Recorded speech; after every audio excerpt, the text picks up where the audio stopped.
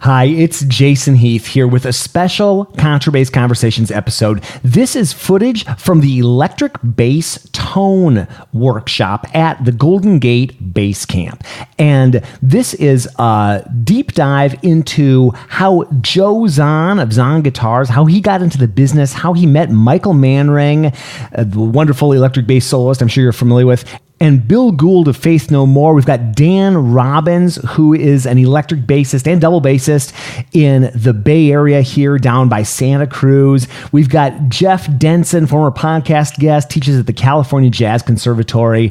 And there's a YouTube version of this too, if you'd like to check out some of these folks in action. And we've got also Cody Wright, who I've become such a fan of. He's a phenomenal electric bass player. And all these folks play Zahn basses, with the exception of Dan Robbins. You'll hear about that later. And I think it's just a really interesting look at Joe Zahn's career and how he's impacted the performing lives of these different artists. And what a great person to have here in the Bay Area, Joe. And he's been so helpful for the Golden Gate Bass Camp. So I really hope you enjoy this episode. Want to give a shout out to our sponsors, D'Addario Strings, Upton Bass, A440, and Robertson & Sons. And I really hope you enjoy this live footage from the Golden Gate Bass Camp 2018. Thanks for being here. Much appreciated. It's good to see new faces, old faces, young faces. This is all encouraging. We like to see people taking to the bass, whether it's upright or electric. The reason we're doing all this is to build community, to give everyone, the broadest exposure to the bass world. And the bass players that are so much a part of this world. And then, it's vendors here that help support the players, and a lot of us are, started off as players and kind of went a little different direction to, chase our passions, and because, we just kind of got pulled in that direction, and that's what happened to me. I started off as a bass player and started playing in bands and things like that. Started to work on my own instrument. I started off with an imitation Hofner Beetle bass when I started playing back when I was 16 years old. That's when I first started playing electric. And, it was cheap instruments, so things started to kind of vibrate apart and things, and I started fixing it myself, and just kind of learned the ins and outs of that funny little bass that I had, and decided one day that I wanted to try to build an instrument of my own, and so that's what I did. And I didn't have any previous woodworking skills. I just kind of was always sort of good with my hands, and I had some, intuition into how things were done, and started one summer with a couple pieces of wood, and my dad's friend had worked at a lumber, like a cabinet shop, and he brought home some wood, and I traced out shapes and stuff that I wanted, and kind of worked from there. I started off at a time when there weren't any books on building instruments, and other than violins and classical instruments. So anyway, I just started off that way, and eventually got fairly competent at building an instrument, and ran into I was playing in a fairly popular Buffalo-based band, and ran into another bass player hanging out one night, and we started talking, and long story short, I fixed his instrument, and it was an old P bass, and it was buzzing, and I had to file the frets, and gave it back to him a couple days later, and he said, "Man, this is amazing. As I've taken it to everybody in the city, nobody's been able to fix this thing," and he says, "This is great. You ought to really do this for a living." And I went, "Yeah, sure." Not really. And I just kind of went on my merry way, and then the word got out that I fixed Rick's bass, and somebody called and said, "Hey, you fixed Rick. Rick gave me your number." And anyway, word of mouth, that happened, got into repairs, and then worked on instruments for players that were coming through Buffalo, from REM to, a number of different players, Genesis and so forth. And I learned a lot repairing instruments, the ins and outs, the high points and low points of a lot of instruments. And I did guitars, basses, anything that had strings, and decided that I wanted to build an instrument of my own that was going to really eliminate a lot of the problems that touring musicians were having. And so I studied composites when I was in college, and just sort of set on a path. Another company called Modulus was doing composites. Steinberger was doing graphite and so forth. And so I kind of got involved in that whole era of graphite and so forth, and came up with my own design, and players seemed to like it. And so one of the first artists that we had on board was Rick James, if you've ever heard of Rick James. He's no longer with us, crazy dude.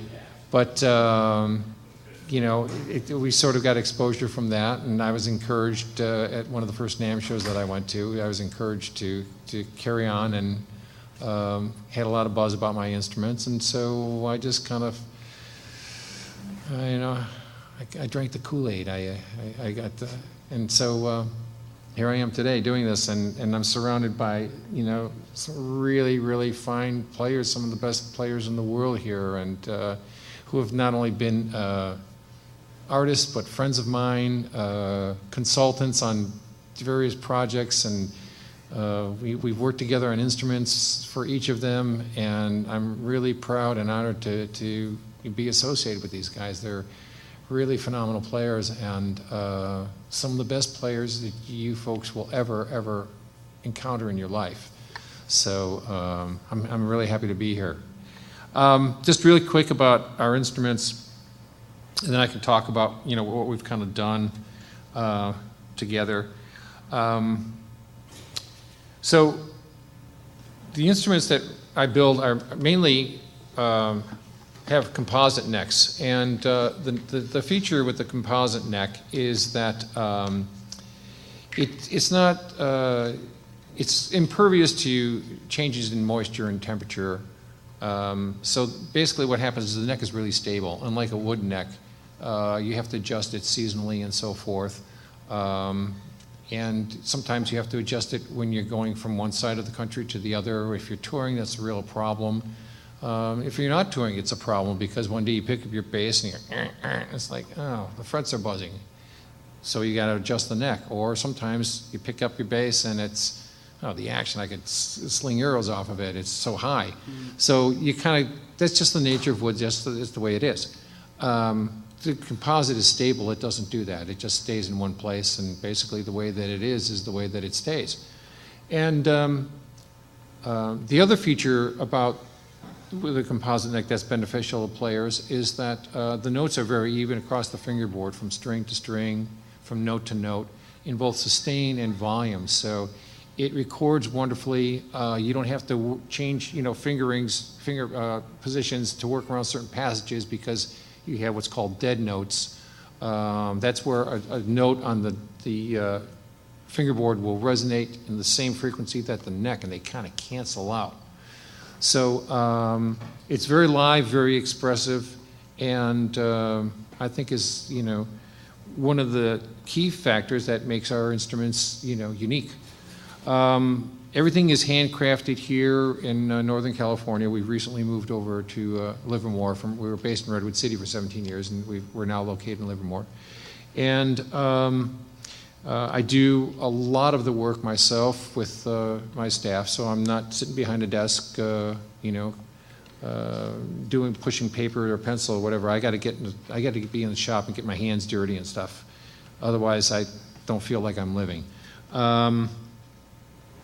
These people to commission the bass from you? I'm sorry? Who was the first guys of these people sitting next to you to... Oh, well, Michael and I go back. early Paleozoic. Yes, yeah, when the dinosaurs roamed, yeah. In fact, Michael's bass is now, what, 25 years old? It must be, yeah. More than that. I don't know, well, 92. Is it When we 92? finished up, yeah, 92. I can't do the math without taking my shoes off, but, yeah. Yeah, that was the first one. And that was an interesting story. Well, I guess, let's just get into it since you asked. And just kind of do this if I'm, nearing the end. Oh, okay. So, yeah, so Michael and I have slightly different versions of this story, so I'll tell mine first. So I was given copies. When I lived on the East Coast, I was being sent copies, Windham Hill recordings of Michael's work. And I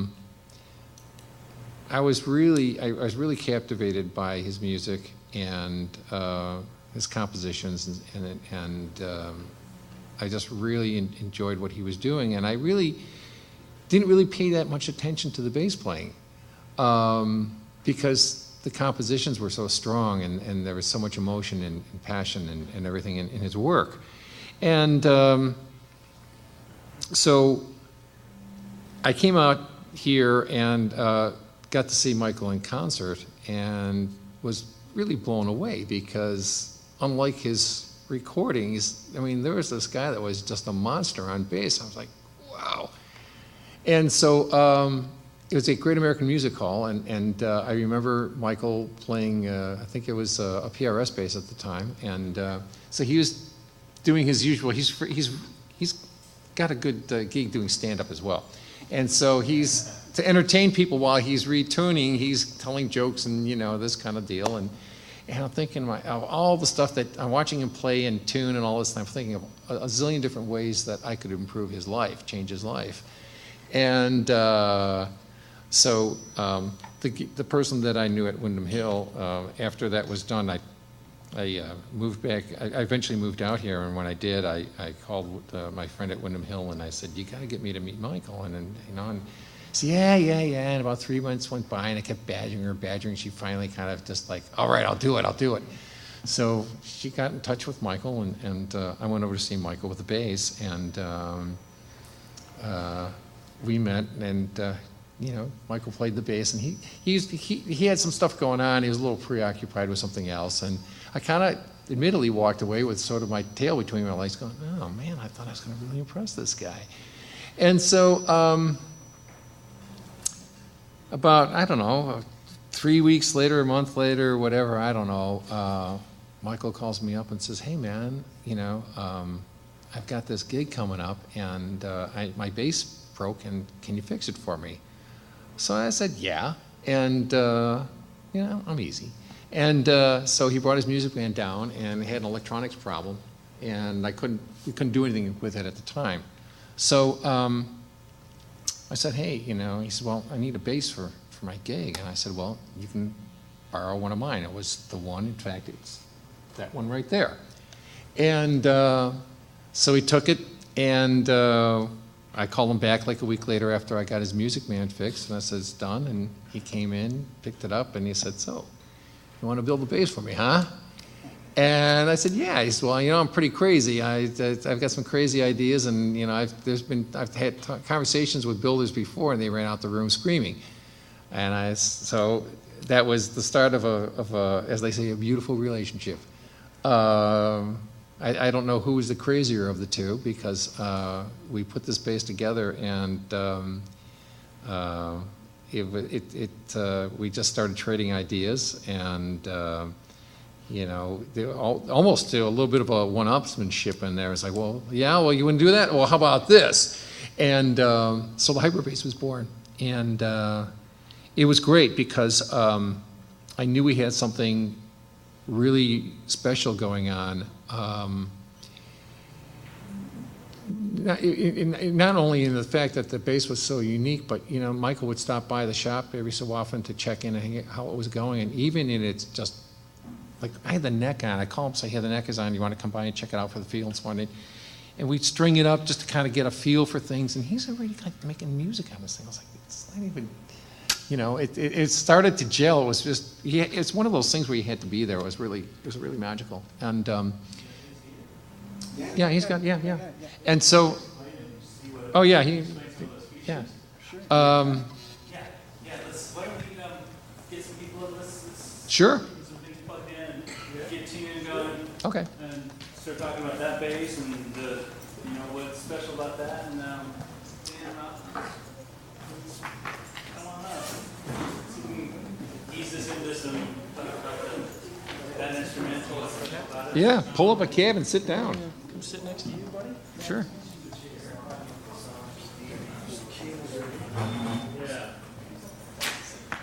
So just to continue on while they're arranging things, I'll fast forward on this because I want to talk about Cody and Billy and some of the other guys. We had to. The day came where the bass was being finished, and we were running late for a bass player magazine interview, and so we ended up hopping in a car, and Michael got in the back seat, and basically we tacked the thing together, and I figured, well, the best we're going to do is just kind of show it to these guys and kind of explain what it does, and if we can get away with that, we'll be fine. And so in the, 20 or 30 minutes it took for us to drive down to Campbell, Michael had already not only got the bass roughed out for a setup, but he had already started working on a little bit of a ditty to play for these guys at Bass Player Magazine. So by the time we got there, it was a thing where they sat down and Michael started talking about the bass, and I started talking about the bass, and the editors and the magazine were there and so forth, and he managed to get everybody from the building, the guitar player guys, the keyboard player guys, the drum guys, everybody was crowded in the offices of Bass Player Magazine, listening to Michael play on this crazy bass, and so that's what it is. And I think he's going to demonstrate the craziness. Let me make sure I got that. Yeah. So I'll explain a little bit. What happens is, so this bass is designed specifically for altered tuning, and I'm going to let Michael explain that to you because he's way better at it than I am. But it's also strung with piccolo strings, which means that they're thinner strings, and it's generally tuned an octave above a normal bass. The idea is that you can play this bass and change the tunings while you're playing it, either via the hip shot tuners that he's got there, or the bridge. There's two levers on the bridge. So I think Michael calculated there's about 10,000 possible tunings on this bass, about 50 of them which he has under his belt. And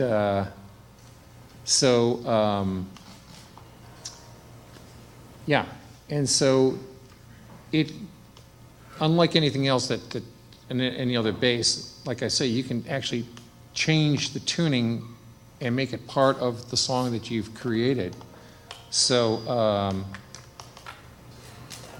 it works really well, and gives that sort of unique feature.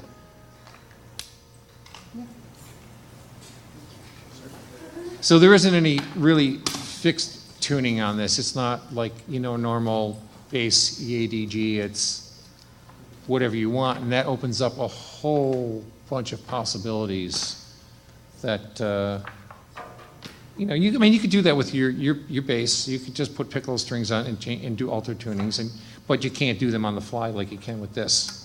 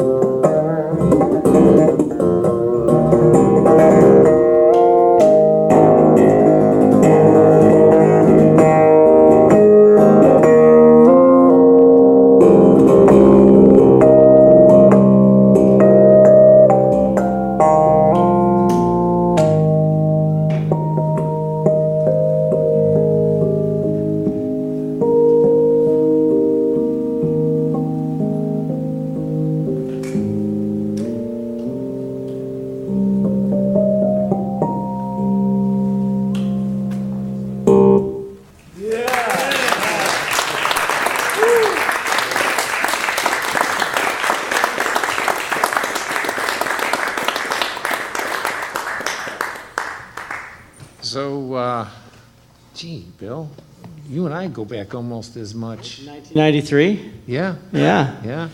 So, a mutual friend of ours, a guy named Joe Gore, introduced us. Yeah.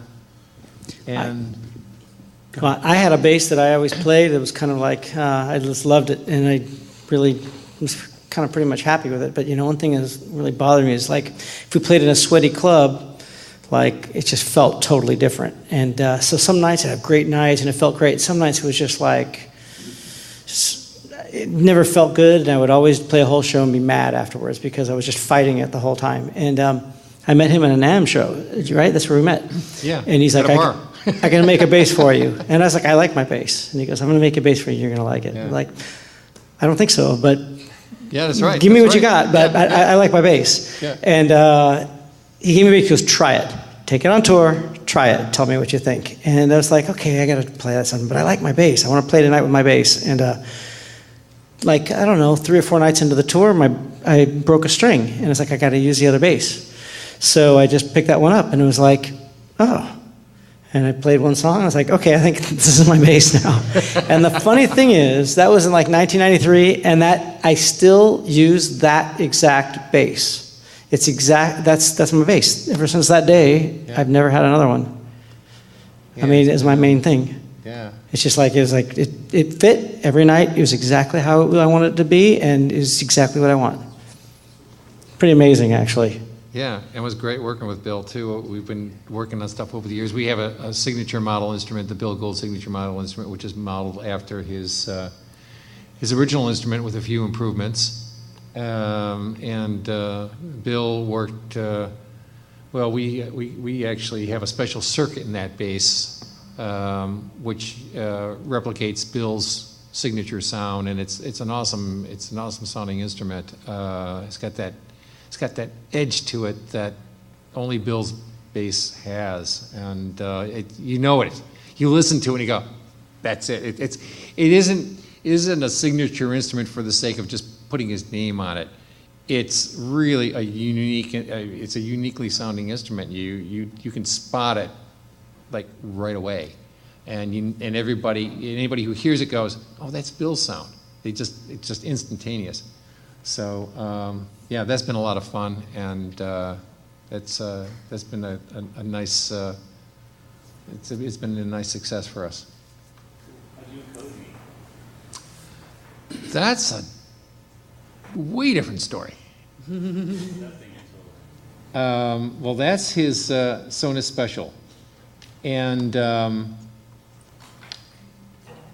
what happened is one of my guys was on a bus at the NAMM show and spotted Cody on the bus.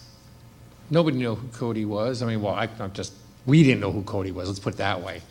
And but this guy on the bus had a Zahn gig bag, and Chris, the guy that worked for me, says, "Hey man, what Zahn bass do you have?" Now, this is what I was told. Cody could tell you because he was there, I wasn't.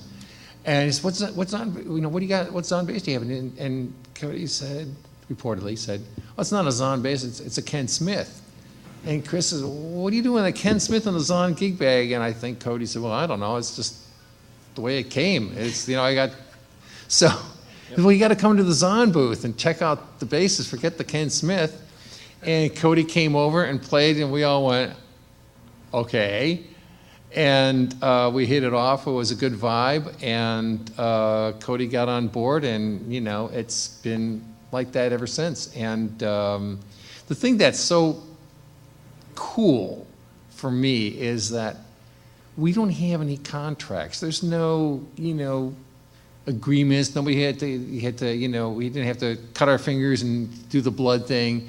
This is all just mutual respect and just having a great relationship and good working. We support each other. I'm just really honored to, have that kind of a gentleman's agreement on things. It's been very cool, and especially with Michael and Bill for that long. I mean, they've been great supporting artists, and it's a unique situation for me. And we're headed on. We're on that same track with Cody and Jeff Denson as well. Most of our artists, we just don't have any contracts with them. But so Cody got onto that bass, and he's been with us, I don't know, since what, 15? Yeah. Yeah, 2014, 2014, yeah. 2014. And, Cody's unique style has really put a new interest in our bass on the part of some players who like to play with picks and into the funk groove thing. And so this is just one of several basses that Cody has, but this is his baby. It's his main axe. Yeah. You just kind of get the team in and talk about what is it about that bass and your rigs that you guys have kind of I know you have a lot of tonal possibilities on Yeah. pickups, and I know that your amp is part of that rig, of course. Sure. And you guys all have different experiences of how you match those two. Yeah, well, I think for your basses, like you were saying, there's a lot of clarity, there's a lot of detail, and then with Cody's attack in particular, there's a lot of snap with just the pick attack, and you get a lot of dynamics and variation, but you combine the materials of the basses and the attack, and it's a recipe for snap. It's a recipe for real detail. Well, some people have asked me. I've had discussions, and people have asked me. So, a choice between an amp or a bass. What do I buy? And the thing is that, and this has got nothing to do with, what we're talking about here. Agree. But you know what? You can't make a lousy bass sound good, no matter how much amplification you have. You've got to start. This is the source right here, and it's got to sound good, not only electronically but acoustically as well, because all this is just reproducing what's going on here. This is an acoustic instrument. It's a solid body, but it's got acoustics to it. And all the string vibration, the body vibration, all this plays into it. And this is just merely reproducing what's going on here. So if you've got a good sounding performing instrument, it's going to sound like $1 million through a good amplifier, because that amplifier is just going to reproduce every nuance of this instrument and not hold it back. So, it's just like anything else. You get a great bass, and then you get a great amplifier, and then you're set. You've got maximum flexibility, versatility. You can play any gig, any type of music, and you'll have just a whole range of sounds to work with, so you can fit into any situation. Can I jump in here along those lines? This is not a Zahn, but I do love it. We're going to talk later. Okay. This has turned into something that I totally love. I mean, this is a made in Indonesia Ibanez bass. When I first got it, it was nothing like it is now. So it's just to say that you can upgrade your instrument. I've tried 3 different pickups, settled on these.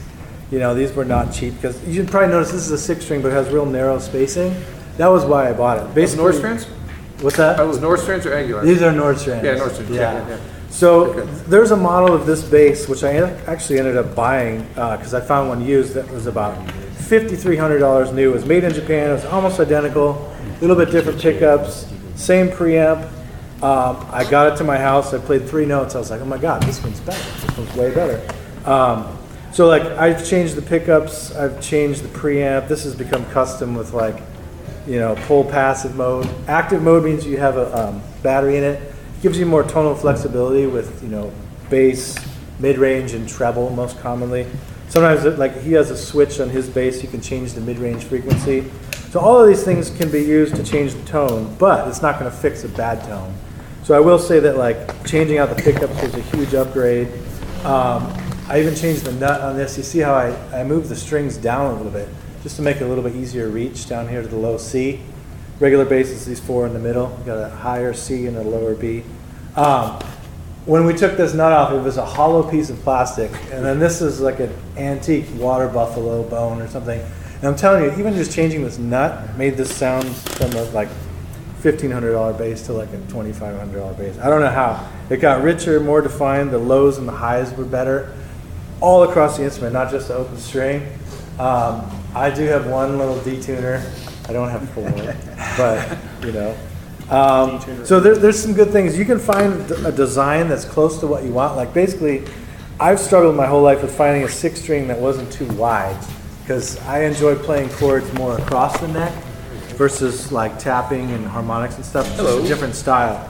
But having more strings allowed me to do that. There's EQ and amp issues that you encounter with that style of playing. Right. That I think it'd be good to talk about. Like, so anyway, you can upgrade your bass, and it's cheaper than buying a new bass. But having said that, if I could do it all over again, I might just go for a custom build because, I mean, I absolutely love this thing. But, you know, there's always a new toy you want to try. But I've found something close now, really close. And I'd like to dovetail on what you were saying about the bass being the important aspect. I would say maybe mostly because it's so tactile. Yeah. That's the thing you put your hands on no matter if there's an amp or not. And that's why it's really important to make an investment in a bass that when you hold it and you hit a note and the note rings, my early guitar teacher always told me, it's like, if you put it on your lap, if you hold it against your body and you feel it, that's probably a good one. That's probably one to go with. So that's maybe one of the other reasons why your point about, you know, getting a good bass is that's where you spend the vast majority of your time, regardless if you're playing loud, quiet, any of that stuff. So it's and you see it in these stories here. You know, you've got this bass from '93. There's a lot of history there and a lot of connecting with it, and that's kind of what you hope for, is that you find that instrument, and you'll collect more as you go along as well. But yeah, you find that instrument that you just resonate with, and a lot of other things line up. Yeah, I would also say from an amplifier standpoint at that point, one of the things that we think about a lot at Mesa Boogie when it comes to designing amplifiers is to essentially get out of the way of that and to try and be neutral and or flat, some people would say, although that's a strange term when you're talking about things that you're trying to be inspired by your tone. But we try and make it so that when we plug different instruments into an amplifier, we hear the instrument, and then you get frequency control over the instrument, and I think we're probably going to end up talking a lot about that as we go here, as you talk about gigging and rooms and frequency response and all of that. But you know, some amplifiers have voices similar to the way that a bass has a voice because of the pickups, if you got a P bass pickup or a J or, you know, humbucking or any of that. And our amps, even though we're leaning toward neutral, our amps definitely have a little bit of a voice as well. Yeah, and I think it might be good to just like explain a couple terms of what P, J, and humbucking pickups are for a lot of people who are coming from an acoustic bass standpoint. You guys have some of these examples. I don't think there's a P-bass setup in, But the jazz bass is right there. Want me to grab that? but the split coils, or what those constructions are.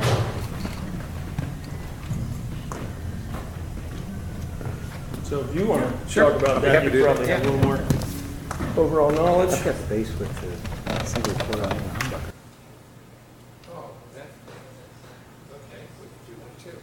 That's just yet another variation. So this is one of them. Sire bass. Thank you, sir. It's Daryl's bass. These guys here, this is a jazz bass. Not a Fender jazz bass, it's a Sire jazz bass, but jazz bass has got this body style. And generally these pickups, this is the look of a jazz bass. And so these are single coil pickups. And what happens, so this is the look of, if anybody says J-bass pickups, single coil pickups, this is generally what they're referring to. And so what happens is that there's just one coil, there's a bobbin and one coil of wire around this bobbin, and these are the magnets. And that constitutes one pickup. So you've got a neck pickup and a ridge pickup. And single coil pickups sound unique unto themselves. They tend to have more detail in the high end. They've got an interesting growl and mid-range characteristic. This sound is highly sought after because it cuts in the mix very well. It records well. People, prefer that sound. There's another version, and this was originated by Fender. Leo started this back in, was it 64? I think it was the first jazz bass. I don't know my Fender history. I think it's 63. Another 62s. Yeah, 62s, yeah, okay, so, yeah, okay. Well, anyway, early 60s, let's just put it that way. The P-bass has got two coils, and they're offset. They don't look anything like this. They're not this long piece, but if you cut this in half and split them over like this, that's kind of what it looks like. And that's what's called a split coil design. And basically what that means is they basically took one of these coils and one of these coils, and they offset them and they wired them in series so that they're noise free. So they're humbucking. And so that's the pickup that you'll find on the Precision. You'll also find it on basses. We build them as well, what they call PJ, Precision Pickup, Jazz Bass Pickup. And you get an interesting combination. The split humbucker is a fatter, deeper sounding pickup. Is there a way we can put things in, like give an example of this is what the single and double coil sounds like? We don't. Okay, so what we can do is Michael's bass has got the ability to split between coils. He's got what we call soap bar pickups. I know this is a lot to kind of, it's not as difficult as I'm making it sound. It just means they're kind of fatter. Yeah, like a bar of soap. And so what happens is you can, in a soap bar, there's generally two coils under the cover. And basically they take two of these, stick them together, and they put them under one cover. And a soap bar lends itself to a lot of different coil combinations. You can do all sorts of things with that. One of the things you can do with the soap bar in having two coils is that you can switch between two coils and one coil. So you can have that single coil sound, you can have that jazz bass kind of sound out of the pickup, or you can have that P-bass kind of sound. So obviously the P-bass, it being a dual two coils together, is going to be bigger and fatter. The single coil is going to sound thinner. And Michael will demonstrate that for you. So this is single coil.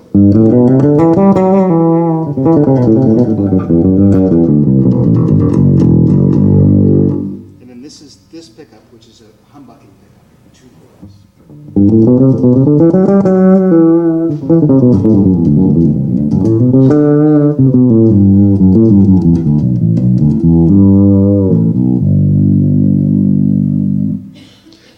what's happening is the neck pickup is going to be fatter, is going to be bigger sounding, more muscle to it, where the bridge pickup is going to be more articulate, more punchy, so more focused. And that's the difference in the sound between the two pickups essentially.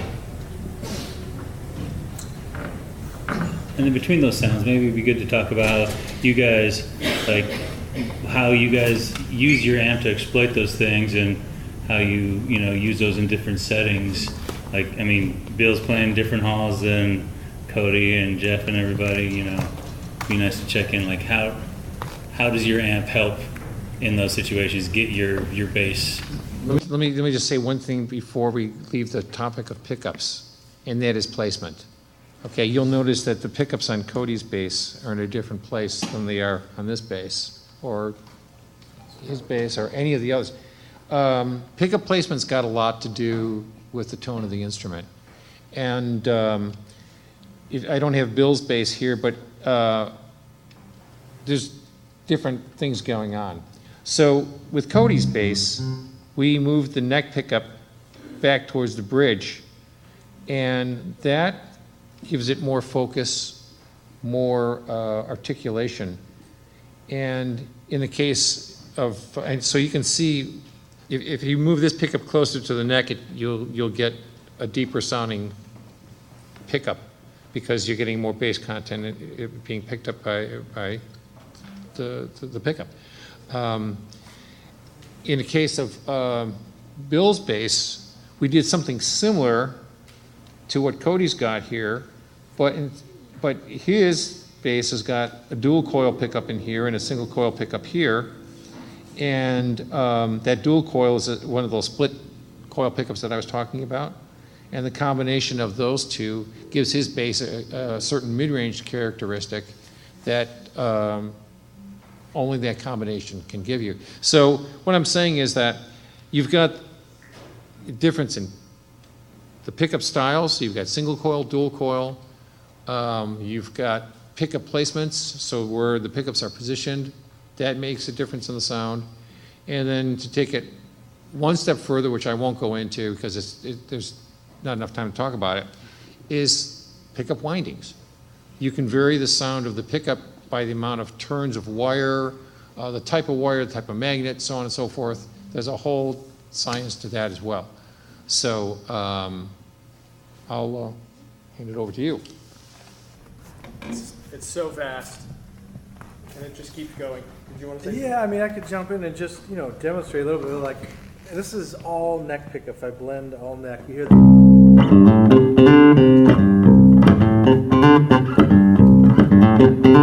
Now, if I went to all back, it's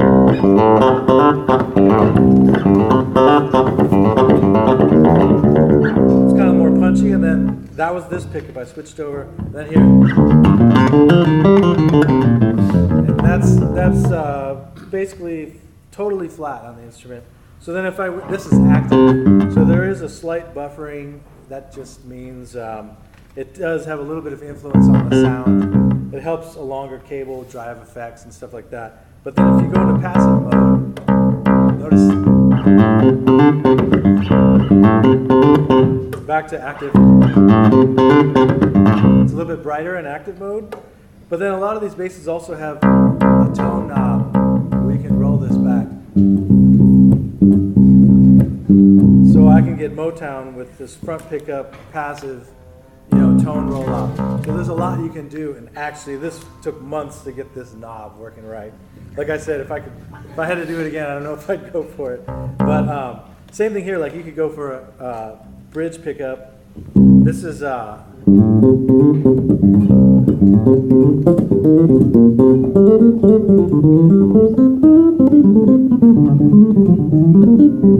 then if you go back to bring the tone knob back up. Actually, I'm still on neck, sorry. It's a little bit more nasal, a little more focused, which I don't personally go all the way to the bridge. Say I want something warm.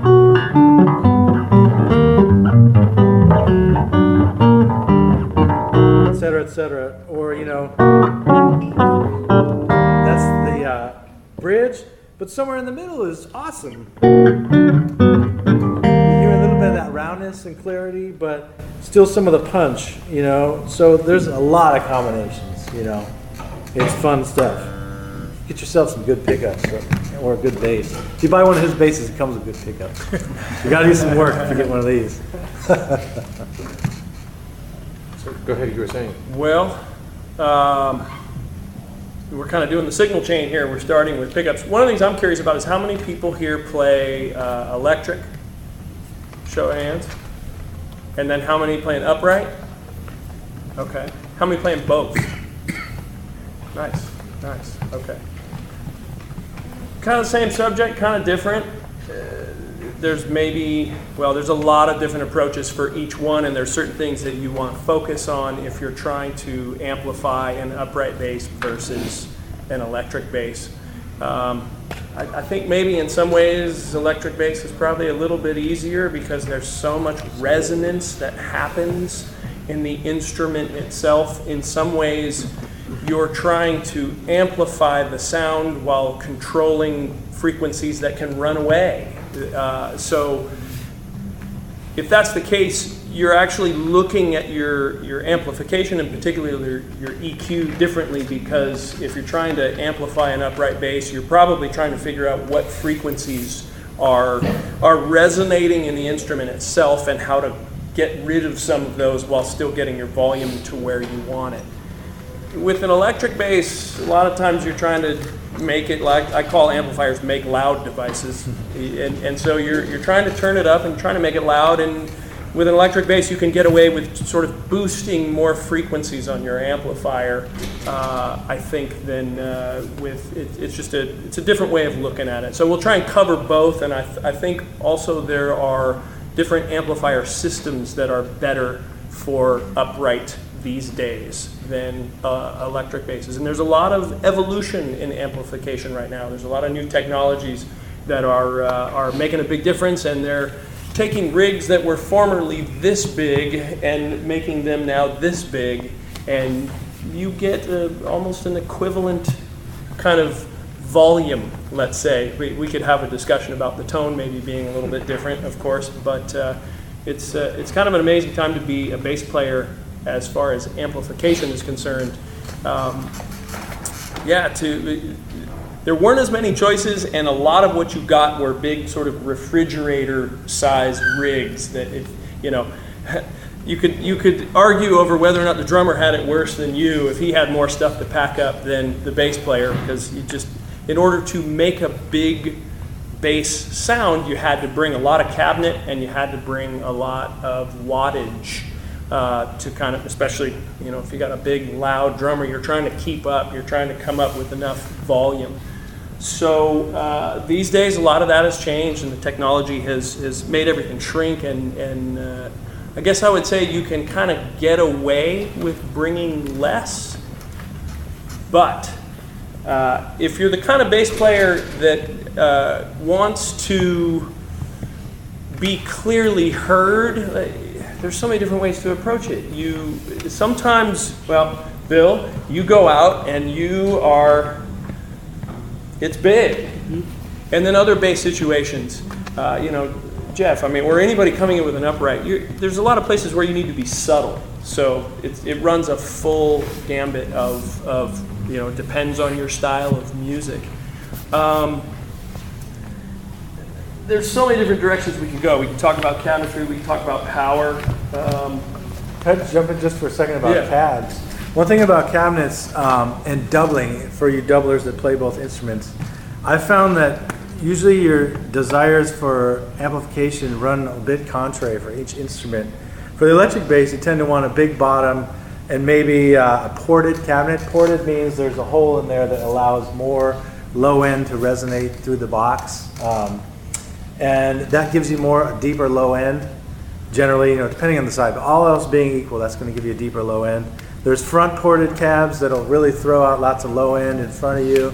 There's also rear ported cabs where the hole is in the back. And they'll respond similarly if there's a wall behind, but if there's no wall, it won't make as much difference. It'll still have more low end, But like outdoors, huge gigs, it's most likely going to be a front ported rig, or maybe. And then the other one is a sealed cabinet.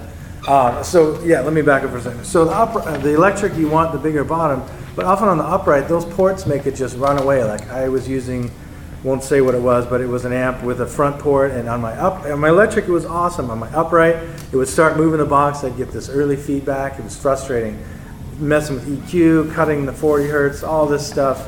I didn't really explore much with rear ported cabinets, but then I ended up buying a sealed cabinet. That means there's no ports.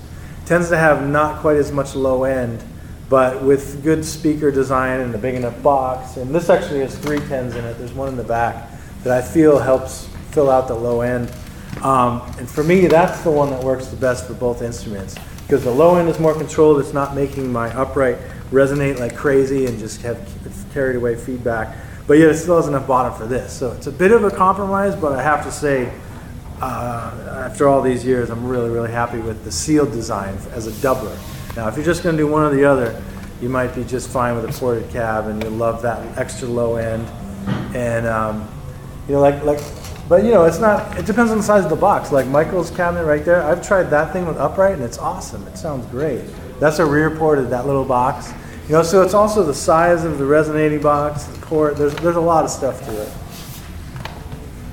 There is. Why don't I get out of your way and you can talk about speaker cabinets and laser design and stuff. Yeah. Phil, you were just about to say something, right? I was just going to say one thing. He was saying before about having their philosophy about having their amplifiers not get in the way of the guitar. Think about how much time we've spent just describing where to put what kind of pickups you can have, where to put them, to be active, passive. Like there's so many decisions you make to get the sound that finally makes you happy.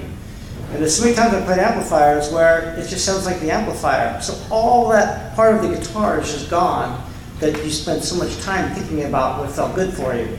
So I thought that was really, really good comment, actually.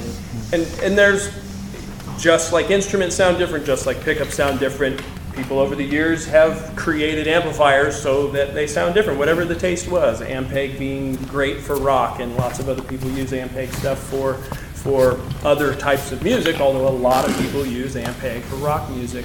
So for us, I think it was just a matter of looking around and seeing, this is, working for these genres or these styles, and this does this and seems to work well for these people playing. And we saw an opportunity. Mesa Boogie likes to think of itself as being high fidelity, very crisp and very clear and detailed, but as far as bass is concerned, especially over the last 10 years, what we saw was to, like I really said, just to try and be out of the way and let people's instruments speak and give them controls over frequencies that work well and that are intuitive for when you're in a gig situation or you're in a studio situation and you're trying to get a sound and you don't feel like you have to turn knobs everywhere. You want to be able to kind of get there quickly. Sometimes you really need to get there quickly. And so that's one of the big things we're trying to do. One of the other things I thought of while you guys were talking was for a long time in bass, there's this concept of how low can you go. And so the volume aspect is just, well, I'm a bass player, so I'm going to go to the bass control and I'm going to turn the bass knob. And, that works well in places, maybe reggae most effectively.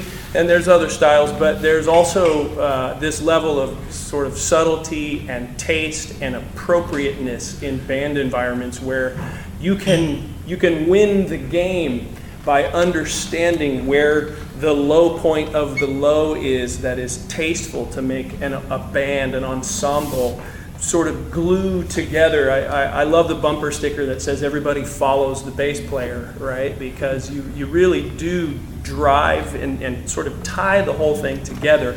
So whether it's a bass control on your instrument or it's a bass control on the amp, I think it's a great concept to not be stuck on, let's see just how much this thing has. And maybe a better way of thinking about it is let's see the amount of bass that's necessary to fill up the room and have that frequency come back to you so that you get a real-time feeling of what's working in a space. Bass is historically difficult, I think, maybe one of the more difficult instruments to move into a new room every day and get the same feeling that you had, particularly the louder it gets. And again, I think for upright players, it's just tricky in general because you may not be being loud, but there's so many different resonances that happen right at your instrument and from your amplifier. And a lot of times you're probably trying to be subtle. So they're tricky, and it's worth spending time learning the controls on your instrument. And then a lot of people, I think a lot of bass players have a tendency to lean on their tone controls, bass controls, treble controls, mid controls on their instruments. Because you can get there while you're playing. You can make adjustments. You can walk over to the other side of the stage and say, oh, wow, I can't hear myself. I'm going to go with some more mid-range and see if I can cut through in the mix a little bit or something like that. The controls on the amp can do a lot of that same thing, but they're also different. So you'll get crossover. And I guess the other thing I would say is that I think there's a lot of really amazing interplay that can happen between the tone controls on your instrument and the tone controls on your amp, and it can be really fun to explore that. If you're in the midst of a gig and you have to play, well, get your tone and get going and play that gig, but if you're sitting around, tone can be really inspiring. And so it's one of those things where you'll be spending that time with your instrument almost regardless. But when you're amplified, it's really interesting to learn the interplay between the controls on your instrument and the controls on your amp. Lots of times you might have more or less advanced controls on your bass or your amp. So that's another thing to sort of understand. I don't know if we'll get to stuff like parametric EQs or semi-parametric EQs or shelving controls. I don't know if we want to go to that level, because that could cause some eyes to roll back in people's heads. So I guess maybe this is a good time to open it up for some questions too about amplifiers. Or this isn't about amplifiers, but can you talk about like the strings you use and how that influences your sound when you're playing? Yeah, that's a good question. Leave it up to the players. I have Zahn strings on my Zahn bass. And why I'm using those is, you guys know I'm a double bass player. I like to have some resistance. I don't want things to be too, I like my action a little bit higher, and I like to feel something to fight against. Not like a fight to the death, like where I'm miserable, but I like to feel something pull against me. And I feel really happy about these strings for that reason. I'm able to get a lyrical sound from them and still feel enough tension that there's something pulling back. There's a difference in strings too. You've got nickel strings and stainless strings. And nickel strings tend to have a warmer, rounded tone, where stainless are typically a brighter, more sparkling sounding string. And Daryl Anders from Dunlop Weinster makes strings, and if you had particular questions about strings, Daryl could really get into the deep into the windings with you on the strings if you had questions. I guess maybe like one last question with the strings. The gauges that you guys use. Michael, you're big into the alternate tuning thing, and I'm kind of starting to get into it myself. I typically do standard a whole step or two whole steps and so forth. What's the how thick do you get as far as strings are concerned? When you want to tune down. Yeah, I like light gauge strings. I think I like the way they sound, I like the way they feel, and I like the fact that I can tune them all over the place and they don't mind. So for me that works, but I would say it's mostly a matter of personal taste. have noticed, contrary to conventional wisdom, that light gauge strings seem to have more low end than heavy gauge strings. I have not done the empirical research, but just from my experience, it's kind of interesting. You take a small string and tune it way down, it has a massive amount of low end. Yeah, the one you had before, the one that had the piccolo strings, what gauge were those? I think it's 50, 40, 50, 40, 30, 20. Yeah, 50, maybe 52, 42, 32, 20, something like that.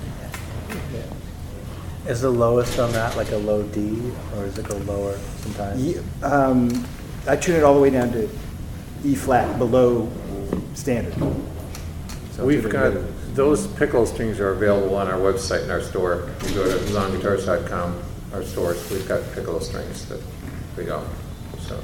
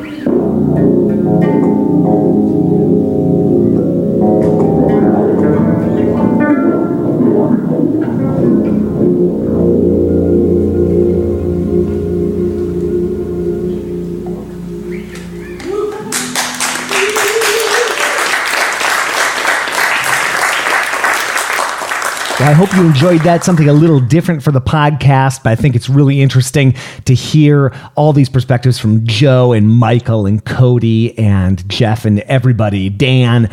So thank you all who participated. Thank you for listening. And again, there's a YouTube version of this, which we'll link up to in the show notes. And I'd love to see you at the Golden Gate Base Camp sometime. Hopefully you can make it out one of these years. And if not, we've got a wealth of content archived. Go to goldengatebasecampsf.com for more info. Thanks again to Joe, Zon Guitars, and everybody for this.